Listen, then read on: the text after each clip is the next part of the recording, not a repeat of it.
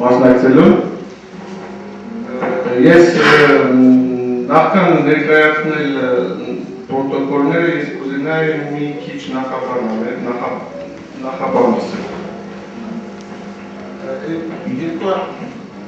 2003 թվականին 2003 թվականին ազգային խորհուրդը արդեն մտավախություններ ուներ, որ Հայաստանի Հանրապետությունը չի կարողանալու պաշտպանել Արևմտյան Հայաստանի հայերի շահերը։ Այդ մտավախությունը գալիս է նրանից, որ Հայաստանի Հանրապետությունը ուներ մեծ ներքին խնդիրներ բարոյական մեծ ներքին խնդիրներ ուներ եւ գտնվում էր ուրիշ երկրների մեծ տիրությունների ազդեցության տակ եւ չունենալով բարոյական հիմքեր մեծ դժվարություններ կունենային պաշտպանվել այդ ճնշումներից։ Այդ պատճառով որոշվեց ստեղծել Արևմտյան Հայաստանի հայերի ազգային պետական կառույց։ Կուզեմ նաև նշել Սևրի պայմանագրի մասին։ Ուրեմն ֆրանսերեն ասեմ, à ce jour, en dehors du traité de Sèvres, dont la frontière occidentale présentée par le président Wilson, qui a été approuvé par 14 États, il n'existe aucun traité avec la Turquie, la Géorgie et l'Azerbaïdjan officiellement signé par l'Arménie indépendante. Ainsi que Michel Weisser, ոչ մի պայմանագիր Թուրքիայի հետ Հայաստանը չի ստորագրել եւ եղել է անգամ բացի Սևրի պայմանագրից։ Այսինքն բոլոր մնացած պայմանագրերը եղել են ճնշումների տակ, եղել են օկուպացիայի ներքո, որոնք չի կարող համարվել որպես իրավական հաստատություն։ L'Arménie indépendante de 1920 a été constituée par l'indépendance de l'Arménie occidentale, dite turque, reconnue officiellement le 13 janvier 1918 par la Russie, et l'Arménie orientale, dite russe, dont la déclaration d'indépendance date de 28 mai 1918. Անկախ Հայաստանը այդ ժամանակ կազմված է եղել երկու մասից, մեկը արևելյան, մյուսը արևմտյան Հայաստանից։ Cette Arménie dite intégrale comprenait entre autres une partie des 4 provinces de l'Arménie occidentale, Trabzon, Erzurum, Bitlis, Evan. Արևմտյան Հայաստանի մասը կազմված է եղել 4 շրջանից, Trabzon, Erzurum, Bitlis, Evan. Եվ de provinces Nakhchivan et de l'Arménie orientale de manière générale et d'Artsakh. Et Artsakh, Arevelian Hayastan, այսօրվա Arevelian Hayastanից եւ Nakhchivani գավաթ։ Il faut tenir compte que c'est la seule traité qui a été signé quand l'Arménie a été vraiment indépendante. Dans le protocole, il y a quelques points qui nous concernent directement. Protocole mécanique et quelqu'un, միանգամից վերաբերում է Արևմտյան Հայաստանի հայերի շահերին։ Դրանք հետևյալն են։ Reconfirmant leur engagement dans leurs relations bilatérales et internationales de respecter et de garantir le respect des principes d'égalité, de souveraineté et de non-ingérence dans les affaires intérieures des autres États, l'intégrité territoriale et l'inviolabilité des frontières, confirmant la reconnaissance mutuelle de la frontière existante entre les deux pays tels que définis par des traités pertinents de droit international, soulignant leur décision d'ouvrir la frontière commune. Ainsi que S. Massou, ինքը նշում են պարզապես, որ պետք է ինտեգրիտե տարածքային ամբողջականությունը ճանաչեն, ընդհանուր սահմանը բացեն եւ ներքին գործերի մեջ շարունակեն, հիմնվելով ինչ-որ պայմանագրերի վրա, որոնք համապատասխանում են միջազգային օրենքներին։ Donc, հիմա հարց է ծագում, որ պայմանագրի մասին է խոսքը։ Այսինքն տվյալ տեքստում, ինչպես ասեմ, Հայաստանի իշխանությունները ինչ-որ տեղ իրենց միատեսանուտ են բացել, որ ինչ-որ շատ ներն են, ասեն մենք սրբի պայմանագրի հետի մասնական կարծիքն։ Ինչ-որ տեղել, եթե գործերը լավ է տան, Ռասի պայմանագրի կամ ուրիշ մի պայմանագրով շարժենք առաջ։ Հիմա խոսքը գնում են հայտ պայմանագրի արդեն որոշված ֆորմանը։ Par rapport au traité qui sera choisi, donc ils vont décider quelles sont les frontières, les réelles frontières. Ils parlent d'ouverture de frontières communes. Servi պայմանագրում քարտեզ վրա տեսանք որները սահմանները։ Ռասի պայմանագրում գիտենք որ սահմանների մասին է խոսքը գնում։ Բայց ամեն դեպքում խոսք արևմտյան Հայաստանի մասին խոսքը չի գնում։ Այսինքն Հայաստանի Հանրապետությունը արևմտյան Հայաստանի գաղափարը չի ընդունում։ Իմ մոտ են տպավորությունը, որ ինքը գաղափարը չի ընդունում։ Որովհետև եթե ընդուներ, ինքը Թուրքիայի հետ ընդհանուր սահման չէր ունենալ։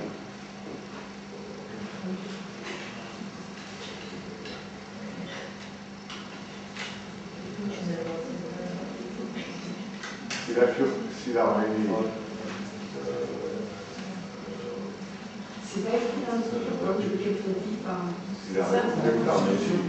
la République d'Arménie, normalement, n'a pas de frontière avec le Turquie. Normalement, la République d'Arménie, il faut qu'ils choisissent ou bien ils représentent l'Arménie intégrale, mais à Hayastan, ou bien ils représentent l'Arménie orientale. S'ils représentent l'Arménie orientale, logiquement, ils ne doivent pas avoir de frontière avec la Turquie. S'ils représentent l'Arménie intégrale, dans ce cas, c'est les frontières de Serbie. Donc ces choses-là ne sont pas précisées. Donc, je dirais qu'ils ont laissé une ambiguïté voulue.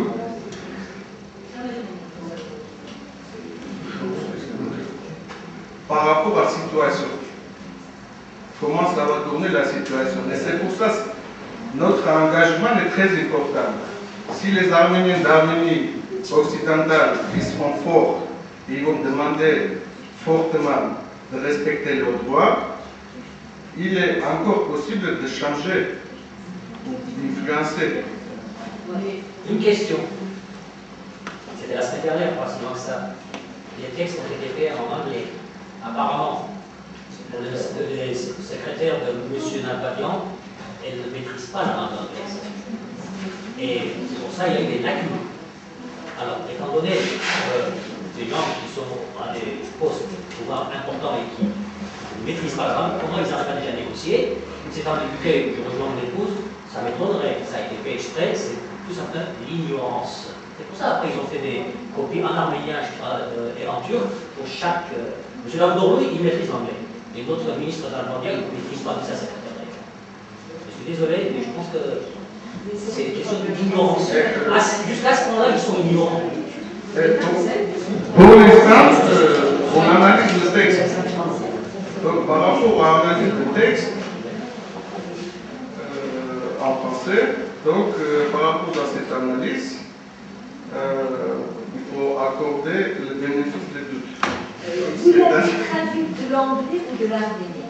C'était traduit de l'arménien. Voilà, je suis donc désolée. Parce qu'il y avait 14 points de faute de traduction. Incroyable. Donc, revenez à votre texte anglais.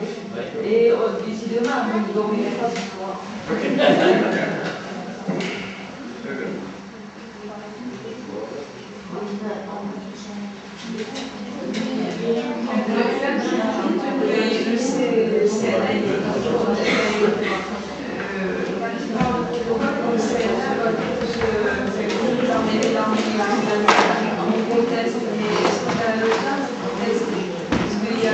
On a le temps parce que le Parlement n'a pas encore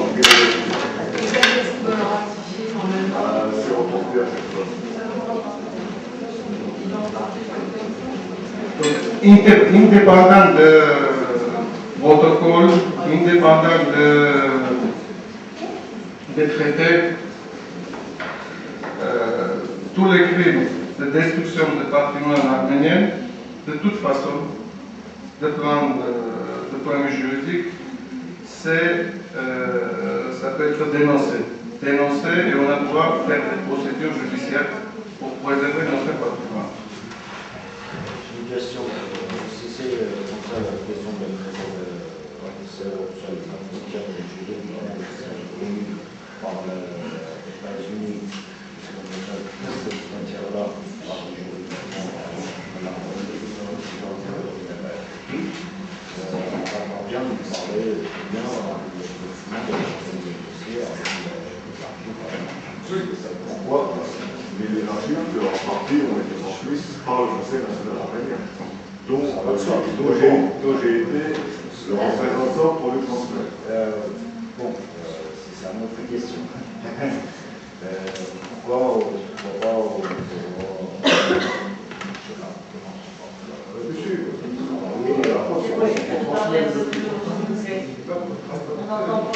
По факту, по теме. Это случай, помогу как смог.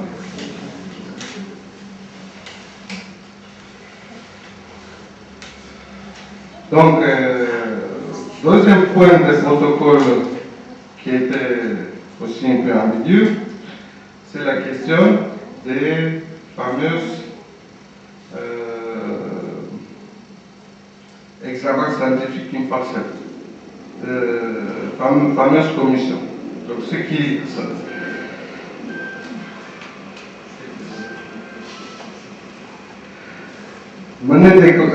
donc, qu'est-ce qui est marqué dans le protocole? Mener des consultations politiques régulières entre le ministère des Affaires étrangères des deux pays, mettre en œuvre un dialogue de portée historique dans le but de rétablir la confiance mutuelle entre les deux nations, y compris par un examen scientifique impartial des dossiers et des archives historiques, afin de définir le problème existant et de formuler les recommandations. Donc, probablement, la question de reconnaissance de génocide doit être traitée par cette commission. Donc, il faut savoir que le génocide qui a été perpétré avait un but d'exterminer les Arméniens pour récupérer leur territoire. Mais indépendamment de ça, le génocide des Arméniens est par définition irréparable matériellement, parce que les victimes qui sont mortes, on ne peut pas réparer ça. Par contre, les descendants des victimes, les descendants et les rescapés des victimes, ils ont droit de réparation morale, juridique et matérielle.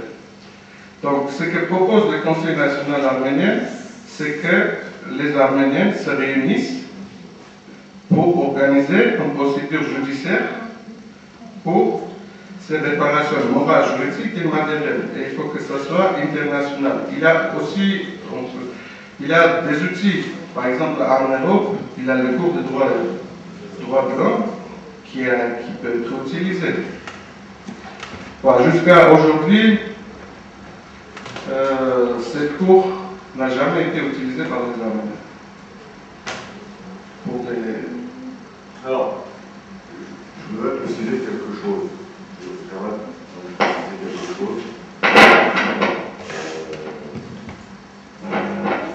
Donc, par rapport à la Cour européenne des droits de l'homme, il est important de savoir, et on en parlera demain en table ronde, qu'il existe des conventions spécifiques qui nous permettent donc intervenir sur le plan donc, de la dénonciation des crimes contre l'humanité et des génocides. Donc c'est la Convention 82. En ce qui concerne donc la problématique de cette commission d'historiens, il faut savoir que nous sommes, les seuls habilités légitimement à nous occuper de nos affaires. Et pour le moment, nous n'avons pas pris la décision de transmettre la problématique du génocide entre les mains donc, de l'Arménie orientale. Deuxièmement, l'Arménie orientale, elle a le musée du génocide.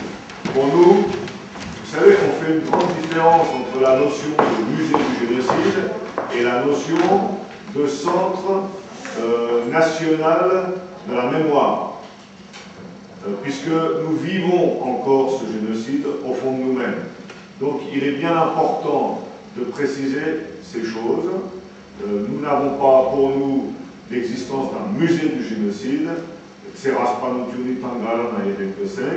mais plutôt d'un centre donc, national de la mémoire, tous ces éléments sont importants parce qu'on s'aperçoit qu'il y a une inconsidération totale de ce que peut être un crime de génocide, un crime de masse, le crime des crimes. Je prends même pour exemple le 24 avril à Yerevan, après avoir déposé des fleurs au monument de Dizénagabé, en descendant vers le stade, dans quel état se trouve la ville de Yerevan? C'est une honte. On ne peut pas commémorer le génocide des Arméniens de cette façon. Donc je tenais à préciser que l'Arménie doit revoir aussi sa façon d'apprécier, en tout cas, ce que peut être le génocide des Arméniens.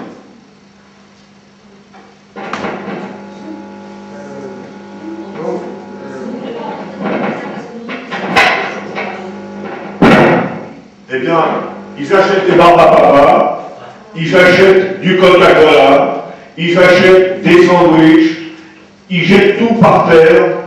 Yerevan devient à Yerevan Zivilanos, ça devient la poubelle, c'est une honte.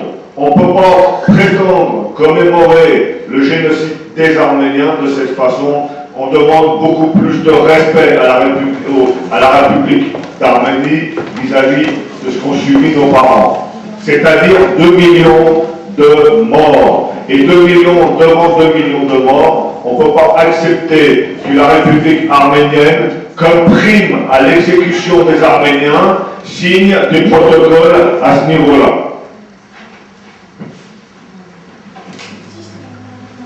Donc, de manière générale, de toute façon, ce n'est pas la commission des États arméniens et de la Turquie qui doit décider est-ce qu'il y avait le génocide et comment ça s'est passé, etc. Donc, on sait très bien que le génocide c'est un crime, donc il faut une procédure judiciaire internationale. Ouais. La problématique est simple. C'est que nous n'avons pas l'habitude de travailler dans des cadres véritablement politiques, cadres véritablement juridiques. Et donc nous allons confier à un comptoir, il y a un comptoir qui s'appelle commission, alors les gens vont aller à ce comptoir, se réunir et décider de ce que peut être non seulement l'avenir des Arméniens, mais la considération d'un crime de masse. Non, il existe des cadres. Nous devons travailler dans des cadres précis. Il existe un cadre juridique. Toute commission peut être acceptée dans la mesure où elle fonctionne dans un cadre juridique, dans le cadre d'une procédure internationale. En dehors d'une procédure internationale, qu'est-ce que vous voulez? On va mettre en place des petits comptoirs à droite à gauche, les gens vont se réunir, vont boire un verre, vont discuter, qu'est-ce que t'en penses, toi, etc. Est-ce que tu as trouvé tel document dans telle archive, etc. Non, mais attendez, c'est pas sérieux. Tout ça, c'est pas sérieux. Nous sommes en face de gens qui sont véritablement pas sérieux. Donc on s'amuse sur l'avenir et sur la vie des Arméniens, et encore nous, on est gentils, parce qu'on perd du temps pour expliquer les choses. On perd du temps là actuellement. On a autre chose à faire que de discuter sur ce genre de considérations. Il existe des cadres, ce sont des cadres de juridiction internationale, il faut les utiliser pour préserver les droits de tous les Arméniens. Je veux simplement dire, Hayek de Senk, Hayou et Dimas, même, ich gönnam Baranj Moulina, pas si, mais forever. Hayuli Timas Minat Horel idi Baranjen, մենք ուրիշ բան չունենք Baranjելու։ Եվ դուք իրում զոհ ունեցանք, եւ մեկ անգամից հարացը տասավ սահման այսօր։ Դրա մարգսեն, սա բանն է, ցեղասպանությունը հայերի Հայաստանի դոմեն վերջին հատը։ Ամոթ բան է, մենք չի պետք է ընդունենք առանց բանը։ Մեր 2 միլիոն զոհերի դիմաց, մեր ազգի հայրերի դիմաց, մենք ունենք հողի պահանջը, ուրիշ բան չունենք։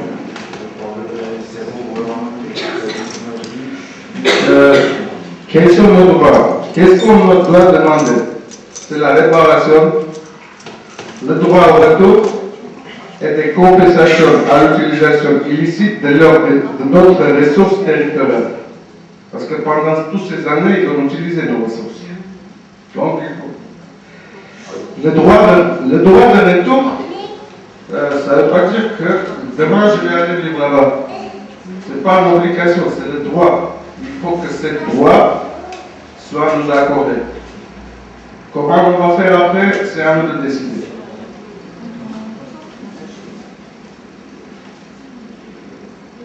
Donc, je vais terminer sur ça. Mais je vous souhaite. On a parlé à plusieurs fois selon le traité de Sèvres, donc il y a 14 États qui l'ont reconnu. J'aimerais bien savoir quels sont ces 14 États. Le mémoire, il a le but principal, l'Angleterre, la France, l'Italie, Grèce, Roumanie, Arménie, Turquie et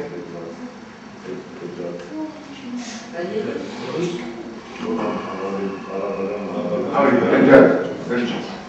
Et donc si aujourd'hui on va faire des ratifications selon le traité de Sèvres, est-ce que ces 14 pays vont dire que oui, on a signé, on est bien d'accord? On a les signatures. ouais, justement, on a les signatures. Après, s'ils veulent renoncer à leur signature, c'est un peu délicat. Par la suite, une fois que le président Brisson avait été tracé, quand on va dire les résidents sont revenus, là, on était aussi indépendants. Donc, on a ratifié. Oui, il y a des Turcs qui ont pas ratifié. C'est le premier, je crois. Il y a des Turcs qui sont venus pas signer les Turcs. Les Turcs, Il y en a un coup d'État. non, les Turcs devaient ratifier, ils n'ont pas ratifié. Ah, voilà, les décalés, c'est de ça, ça? Oui, mais le problème n'est pas la ratification. Mais oui, de toute façon, il fallait La signature de 14 États donne une force juridique à ce document. Et comment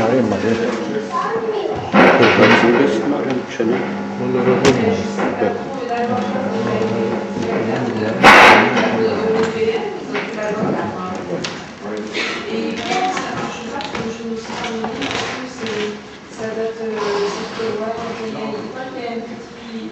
Je vais vous dire, la procédure qu'on doit mettre en place par rapport au génocide des Arméniens, ça doit être une procédure collective. D'abord, ça peut être une procédure individuelle. Donc nous devons être déjà tous ensemble. On doit représenter quelque chose. La deuxième chose, vous dites qu'aura l'objet de la table ronde de demain, c'est-à-dire le détail donc, de cette convention 82, vous allez découvrir certaines précisions. Donc, méfiez-vous des on-dit.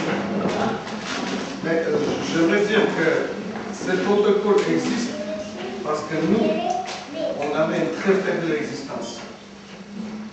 si on avait une vraie existence, ces protocoles, ça n'existerait pas. Comme je dis, nous, c'est les Arméniens occidentaux. Je comprends, depuis 5 ans,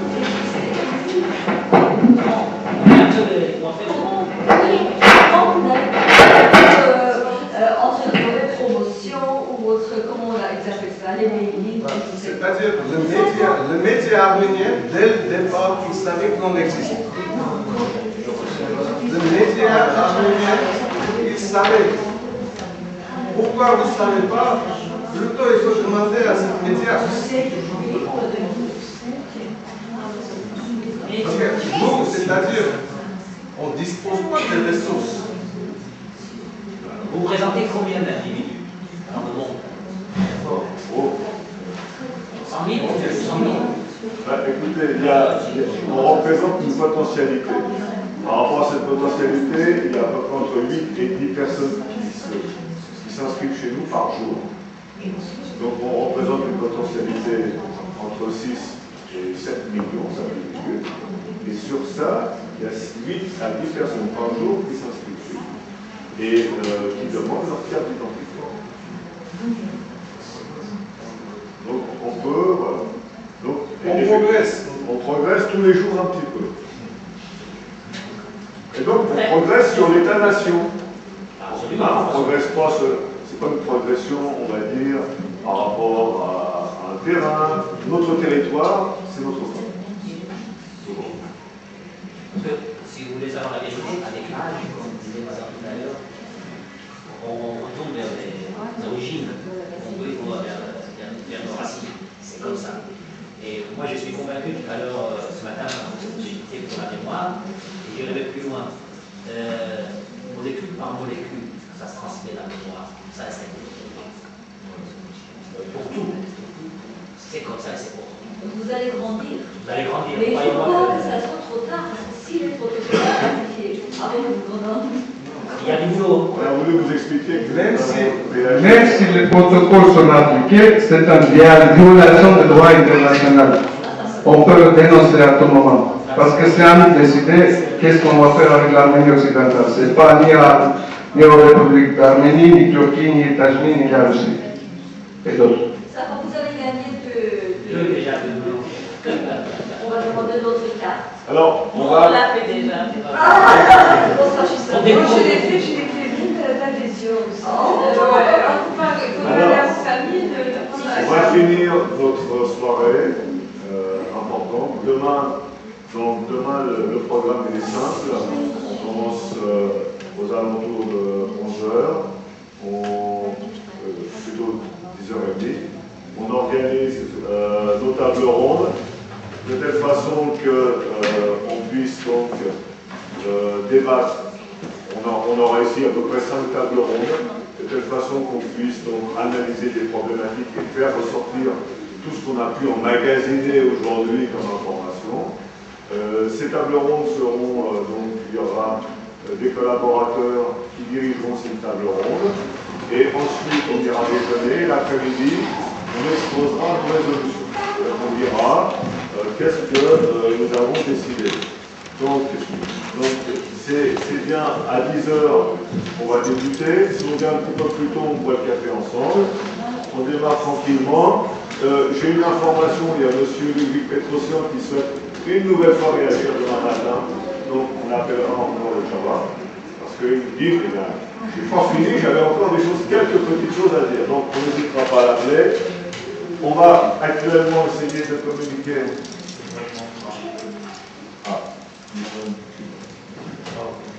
Demain, alors, on va essayer demain de joindre notre représentant en Russie. Moi, je vais clôturer cette soirée. Vous savez. Alors, Marvelos va transmettre un message à nos compatriotes. Շնորհակալություն եմ հայտնում բոլոր մեր հայրենակիցներին, որոնք հազարավոր կիլոմետր մեզանից հեռու դիտեցին այս վեհաժողովը։ Հրավիրում ենք վաղը նորից մասնակցել այս վեհաժողովին ինտերնետի հնարավորությունով, ինտերնետի միջոցով, ես ուղղակի հայերենով ներկայացնեմ վաղը ինչ ծրագիր է լինելու։ Ուրեմն վաղը երկրորդ օրն է Հարմենիան Հայաստանի հայ երկրորդ վերաժողովի երկրորդ օրն է 22 նոյեմբերի։ Ուրեմն ես կտամ ձեզ տեղում ունեցող միջոցառումների ժամը ֆրանսիական ժամով, որը պետք է գումարեք 3 ժամ, որ իմանաք Երևանի ժամով քանիսին կլինի։ Ուրեմն սկսում է 10-ին, կարող եք դիտել սկսած ժամը 10-ից մինչև 12:30 Փարիզի ժամով։ Այստեղ կխոսենք Արևմտյան Հայաստանի հայերի խորհրդի 2010 թվականի միջոցառումների մասին։ Ֆրանսիայի ժամը 12-ից 14-ը կլինի ընդմիջում, ուրեմն ժամը 14-ից սկսած Ֆրանսիայի ժամանակով կսկսվեն կրոր սեղանները։ Ուրեմն առաջին կրոր սեղանը տեղի կունենա ժամը 14-ից 14:20, որը նվիրված կլինի Արևմտյան Հայաստանի հայերի ցեղասպանության իրավաբանական հարցերին։ Ուրեմն երկրորդ կրոր սեղանը անմիջապես 14:20-ից 14:40 կլինի Կվարի Արմենուհի Գուրյանը, որը նվիրված կլինի հայ մշակույթի և ավանդություններին, 14:40-ից 15:50 երրորդ կրոր սեղանն է Ասպիկ Դագրյանի մասնակցությամբ Արևմտյան Հայաստանի Արևմտյան Հայաստանում բնակվող հայերի վերաբերյալ կլինի և 15-ից մինչև 15:20 վերջին 4-րդ կրոր սեղանը Սետա Մարույանը կնվիրի Կվարի Արևմտյան Հայաստանի հայերի առողջական խնդիրների վերաբերյալ և վերջին կրոր սեղանը 5-րդ կրոր սեղանը Կվարի Հրաչ Պերիգոսյանը նվիրված կլինի